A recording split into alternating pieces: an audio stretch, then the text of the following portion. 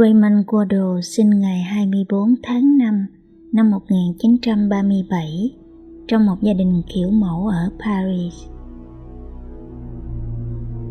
Raymond là con thứ tư trong tổng số 12 người con mà cha anh ta có được với 4 người vợ. Raymond tham gia nghĩa vụ quân sự ở Algeria, phụ trách phòng thẩm vấn.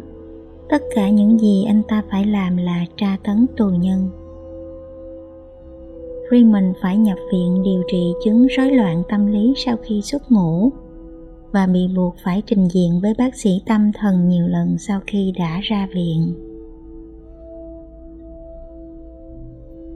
Năm 1956, Raymond Quayle cưới Jacqueline. 4 năm sau, Raymond bị kết án 5 năm tù vì tội cướp có vũ trang. Khi đó họ đã có Bruno và Nadia. Jacqueline đến thăm Raymond vài lần. Nhưng trong thời gian Raymond ở tù, Jacqueline đã gặp gỡ người đàn ông khác và mang thai Lydia. Lydia ra đời ngày 13 tháng 11 năm 1962 tại Maison-Alfort thuộc Val-de-Marne, Pháp. Sau khi sinh 3 tháng, Jacqueline bỏ rơi 3 đứa nhỏ để ra đi mà không để lại bất kỳ thông tin liên lạc nào. Lydia cùng với anh trai Bruno, 3 tuổi, và chị gái Nadia, lớn hơn Lydia 15 tháng tuổi, được gửi đến một nhà nuôi dưỡng thuộc Tổng cục Y tế và các vấn đề xã hội của Pháp, gọi tắt là DAS. Lydia trải qua 3 năm đầu tiên của cuộc đời tại đây.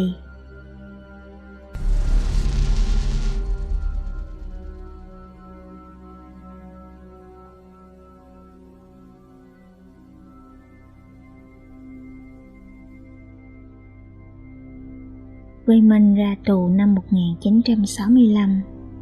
Anh ta làm lại cuộc đời với Lucien Huppert.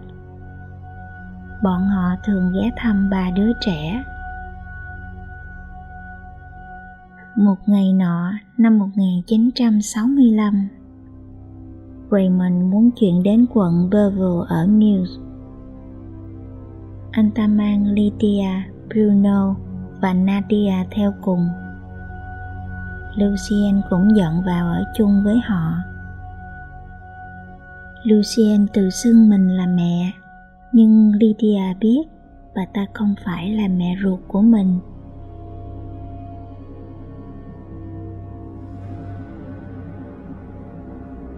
Raymond mở một xưởng in lưu động trên một chiếc xe tải để làm danh thiếp và tờ rơi cho khách. Raymond thường dắt bọn trẻ theo xe tải. Anh ta dạy chúng nhận biết các con chữ để chúng giúp anh ta làm thiệp. Bọn trẻ không được đi học và không được nói chuyện với người lạ.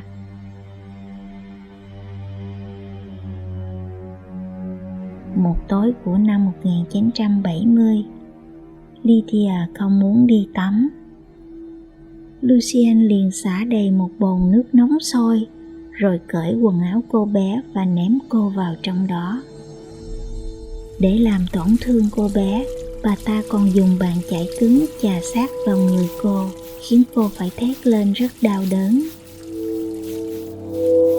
Raymond buộc phải mang Lydia vào bệnh viện ở Lyon để cấp cứu vì các vết thương của cô trở nên rất nghiêm trọng.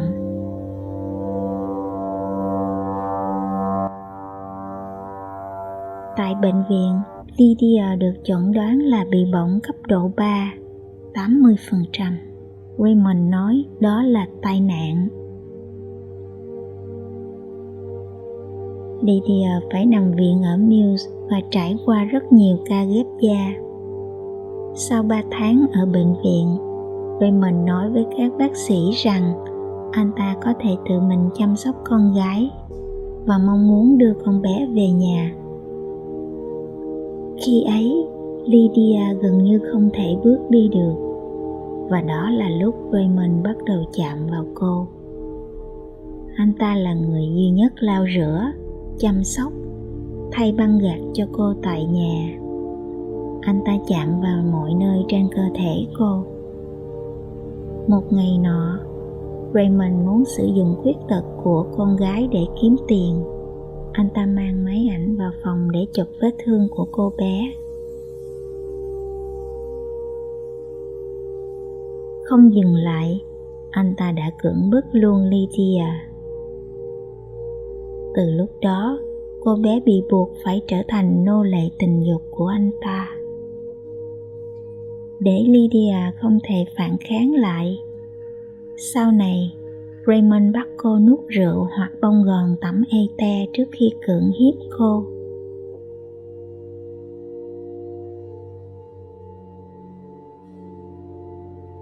Anh ta còn làm điều này ngay cả khi họ ở ngoài nhà mỗi khi anh ta muốn, ngay phía sau đuôi xe tải của anh ta. Đáng thương thay, Lydia không cho rằng điều đó là bất thường. Cô bé khi ấy không hề có khái niệm nào về hành động cưỡng hiếp.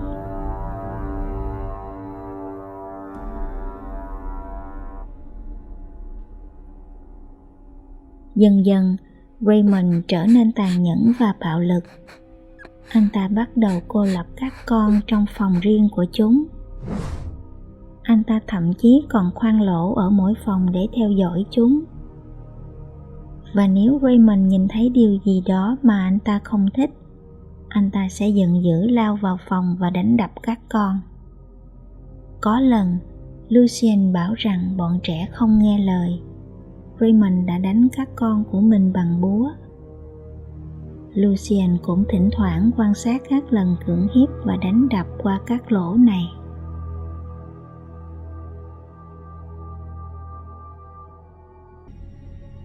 Raymond nhận được tiền trợ cấp tàn tật từ chính phủ cho việc bỏng của Lydia, và để tiếp tục được nhận thêm khoản tiền này, anh ta quyết định cô bé phải đạt chứng nhận thương tật 100%. Anh ta tiếp tục đốt con gái mình bằng axit để vết thương không lành và buộc cô phải ngồi xe lăn. Rồi anh ta cáo buộc văn phòng quản lý nhà ở Mills đã làm bỏng con gái anh ta. Anh ta viện dẫn hệ thống nước nóng bị lỗi là nguyên nhân dẫn đến tai nạn ở bồn tắm. Anh ta dán tờ rơi có ảnh của Lydia trên chiếc xe in di động của mình. 6 ngày một tuần, từ 7 giờ sáng đến 7 giờ tối. Chiếc xe luôn có mặt trong bãi đậu xe của siêu thị. Và anh ta luôn dắt theo Lydia để mọi người có thể nhìn thấy tình trạng thương tật của cô. Tờ rơi thậm chí được phát đến tất cả các hộp thư ở Mills và được dán trên các bức tường của thành phố. Ảnh trong tờ rơi là Lydia, 8 tuổi, khỏa thân trên giường trong một tư thế không rõ ràng, với một đôi chân đẫm máu ở phía trước.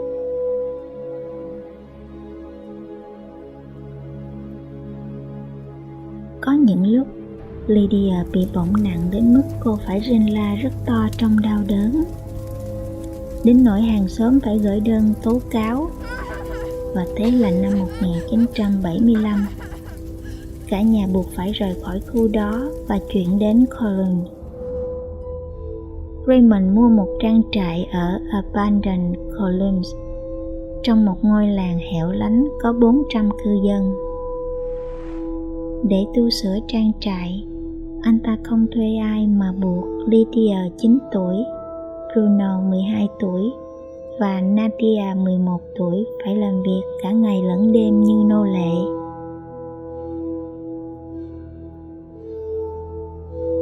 Raymond vẫn tiếp tục các hành động đe dọa, hành hạ, hãm hiếp, đánh đập và tước đoạt thức ăn với 3 đứa trẻ dưới sự đồng lõa của Lucien, vợ anh ta. Bruno đã thành công trốn thoát khỏi trang trại khi cậu được 15 tuổi.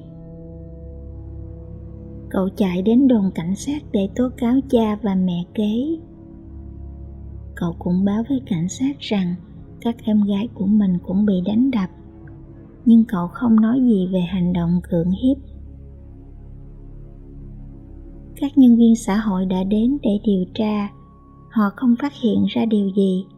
Họ rời đi sau khi nói chuyện với Raymond. Bruno không trở về nhà nữa. Cậu được gửi đến một nhà nuôi dưỡng cho đến khi cậu trưởng thành. Khi Nadia 18 tuổi, cô cũng đã thành công chạy trốn dưới sự giúp đỡ của anh trai Bruno. Nhưng Lydia bị bỏ lại.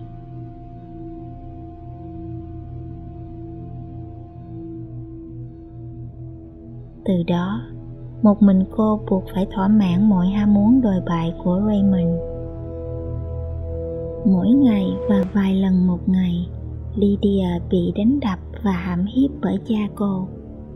Anh ta thậm chí có một cuốn lịch để theo dõi ngày hành kinh của cô, để đảm bảo rằng cô không giả vờ đang trong chu kỳ mà từ chối quan hệ với anh ta.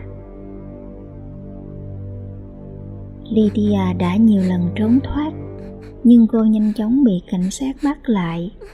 Họ đưa Lydia về đồn lấy lời khai, cho rằng lời khai của cô chỉ là lời nói của đứa trẻ vị thành niên đang tuổi ương ngạnh. Họ lại đưa cô trở về với cha mình.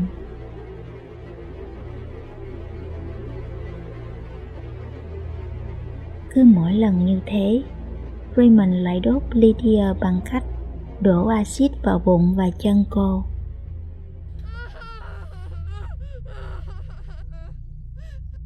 Năm 1980, Lydia 18 tuổi. Raymond quyết định cô phải sinh con cho anh ta vì Lucien bị vô sinh.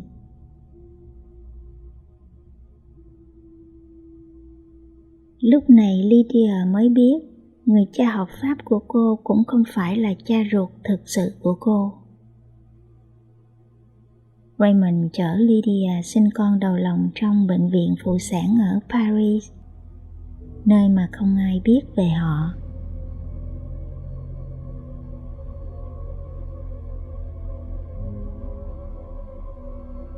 Raymond muốn tên của đứa nhỏ chính là tên của mình, nên thằng bé được gọi là Raymond Jr. Anh ta và Lucien tự mình chăm sóc đứa bé. Họ buộc Lydia ngủ trên gác mái và cấm cô lại gần đứa trẻ. Gác mái là nơi cô ở đến khi Raymond qua đời. Trên đó không có hệ thống sưởi, không có nước máy.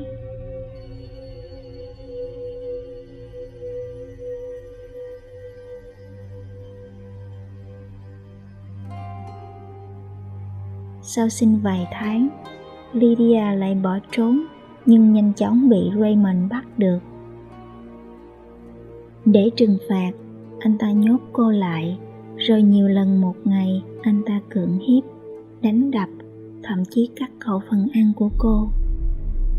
Raymond còn bạo lực lạm dụng cô bằng những vật dụng như lưỡi dao cạo, búa, cưa.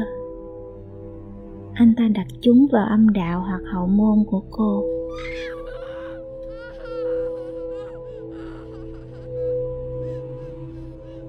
Nếu cô chống cự, anh ta đốt cô bằng dẻ tẩm axit. Cơ thể cô chằng chịt vết thương. Sổ đăng ký của một số bệnh viện khác nhau cho thấy Lydia đã nhiều lần nhập viện vì bỏng từ năm 1971 đến năm 1999. 4 năm sau khi sinh Junior, Lydia lại mang thai lần thứ hai với cha mình, sinh ra Bruno. Và lần lượt sau khi Remy, Regis, Bryce và Boris ra đời, Lydia vẫn không hề biết đến thế giới bên ngoài.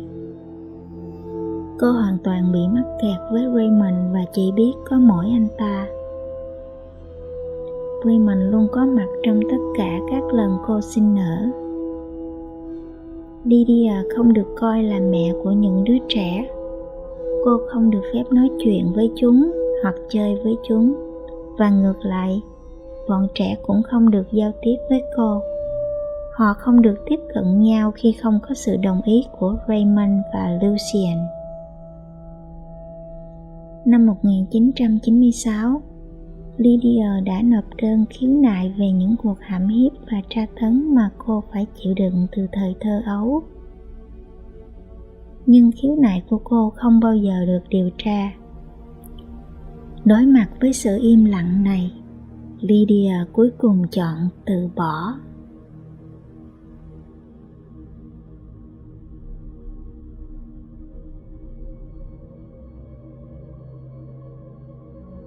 Với thời gian, Lydia trở thành một người phụ thuộc hoàn toàn vào Raymond. Lucien chứng kiến tất cả những chuyện xảy ra, nhưng cô ta không nói lời nào khi ra tòa.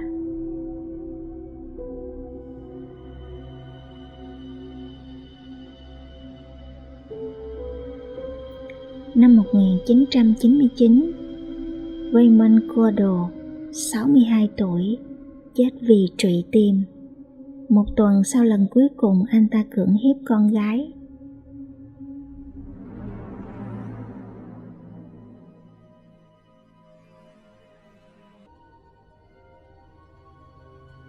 Sau cái chết của cha, Lydia bắt đầu khám phá cuộc sống bên ngoài và cô gặp Sylvan. Lydia tâm sự với Sylvan về tất cả những gì cô đã phải chịu đựng trong cuộc đời mình.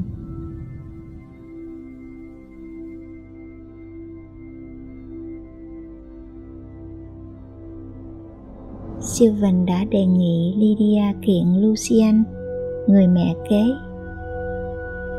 Chính anh cũng là người buộc Lucien phải ra khỏi nhà sau khi bắt gặp bà ta đang thực hiện hành vi sờ soạng tình dục với Bryce, con trai của Lydia. Trong một phiên xử kín, Lucien bị kết án 4 năm tù treo vì đã không khai báo hành vi lạm dụng của chồng và hành vi quấy rối tình dục với Bryce. Tháng 5 năm 2008, Lydia được chính phủ bồi thường cho những gì cô đã phải gánh chịu trong suốt 28 năm. Và 6 đứa con mà cô có do bị cha hiếp dâm cũng được bồi thường ngang nhau.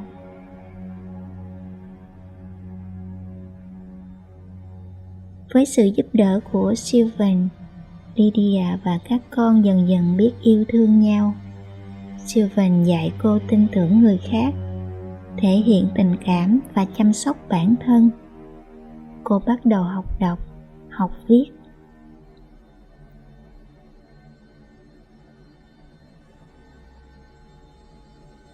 Lydia sau cùng có một cuộc sống hạnh phúc với Sylvan và 2 đứa con sau này của họ.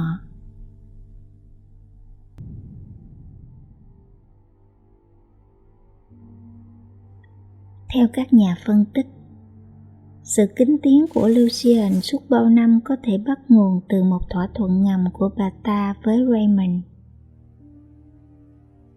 Nếu bà ta không nói gì về việc Raymond đã làm với Lydia và các anh chị của cô, thì Raymond cũng sẽ không nói gì về việc bà ta đã làm với Lydia trong bồn tắm.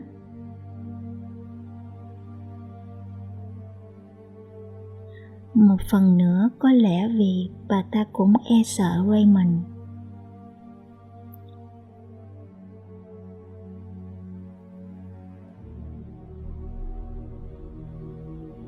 Bằng cách trở thành một phần bình thường trong cuộc sống hàng ngày ở địa phương, sự loạn luân này đã mất đi tính chất tội phạm của nó trước mắt mọi người. Raymond luôn ra ngoài cùng bọn trẻ. Mọi người thấy chúng rất giống nhau và giống Raymond. Họ kháo nhau là Raymond đã làm con gái anh ta mang thai, với vẻ bí hiểm, thích thú, có chút từ bi. Đối với họ, câu chuyện loạn luân này chỉ là một trong nhiều vấn đề rắc rối khác xảy ra trong làng được bàn tán trong lúc trà dư tử hậu. Có thể anh ta có đời sống tình dục mạnh dẫn đến loạn luân, nhưng cô ấy đã chấp nhận nó vì không chỉ một hay hai mà đến 6 đứa con. Cô ấy cũng hay ra ngoài cùng anh ta trên xe tải, và cô ấy không tố cáo anh ta. Bản thân Raymond cũng không giấu giếm việc mình là cha của 6 đứa trẻ. Anh ta thậm chí tự hào về điều đó. Mọi người thấy anh ta mua quần áo cho chúng, chơi bóng bàn với chúng, dẫn chúng đi cắm trại. Họ biết chúng là con anh ta. Vậy thì sao? Anh ta chăm sóc chúng rất tốt. Chúng rất sạch sẽ. Chuyện loạn luân này sờ sờ trước mắt mọi người mỗi ngày, đến nỗi mọi người đều thấy nó hiển nhiên và bình thường.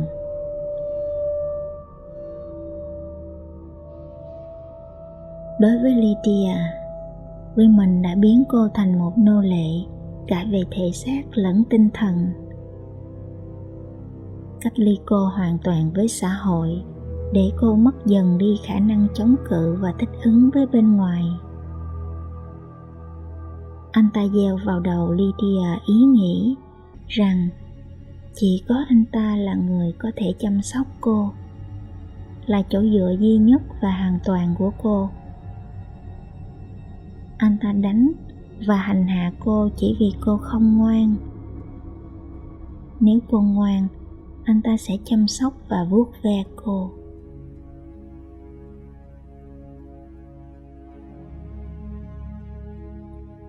Lydia nhận ra cô càng biết điều với Raymond thì cô càng sống tốt.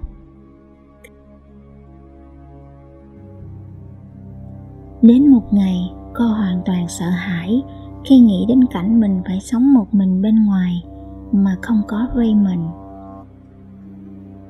Cô không có gia đình, không biết đọc, không biết viết, không biết kiếm tiền.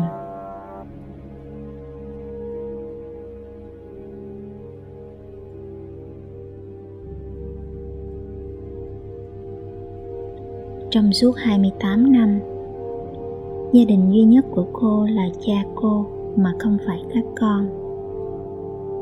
Và những gì cô có được là do anh ta ban cho cô. Cô nên biết ơn anh ta vì điều đó.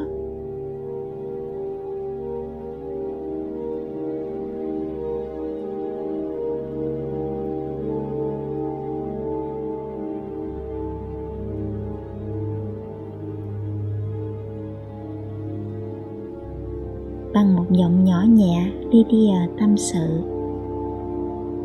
Tôi vẫn muốn biết vì sao ông già lại đối xử với tôi như vậy. Tôi muốn thấy ông ta ngồi tù, nhưng ông ta đã chết.